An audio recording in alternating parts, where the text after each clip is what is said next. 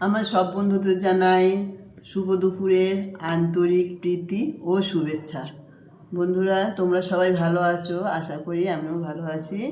আর বন্ধুরা, আজকে দুপুরে মধ্যাহ্নভোজে কি কি রান্না করেছি, মানে কী দিয়ে খাবো, সেটা তোমাদের সঙ্গে আমি শেয়ার করছি। সাদা ভাত,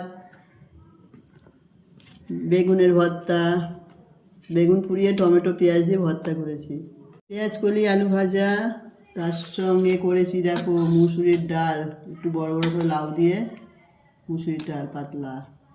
তো বন্ধুরা, এটা কি মাছ?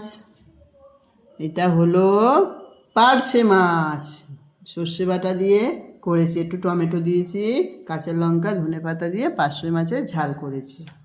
আর বাঙালির প্রিয় নলিন গুড়ের রসগোল্লা তার সঙ্গে। বন্ধুরা, আমি খেতে শুরু করি, তোমরা খাবে তো চটপট করে চলে এসো, একসঙ্গে খাওয়া দাওয়া হবে। প্রথমে আমি শুরু করছি বেগুন ভর্তা দিয়ে। বেগুন ভর্তাটা কিন্তু টমেটো ধনেপাতা পেঁয়াজ টিয়াজ দিয়ে করলে, একটু কড়াইতে তেলে নিয়ে না, দারুণ লাগে খেতে। তোমরা খাবে তো চলে এসো, আমি কিন্তু তোমাদের সবসময় বলি, এখন তোমাদের আশাটা না আসাটা তোমাদের উপর ডিপেন্ড করে। দারুণ হয়েছে, বিশেষ করো টক টক ঝালটা দিতে পারবো না, তাও একটু লঙ্কা দিয়েছি।